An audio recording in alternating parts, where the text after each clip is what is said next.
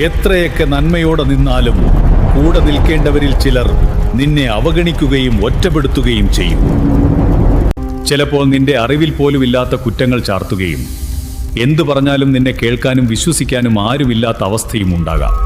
ശത്രുതാ മനോഭാവത്തോടെയുള്ള അവരുടെ പെരുമാറ്റ രീതികളിൽ മാനസികമായി തളർച്ച ബാധിക്കുകയോ ചില സാഹചര്യങ്ങളിൽ നിയന്ത്രണം വിട്ട് നീ പ്രതികരിക്കുകയോ ചെയ്തിട്ടുണ്ടാകാം.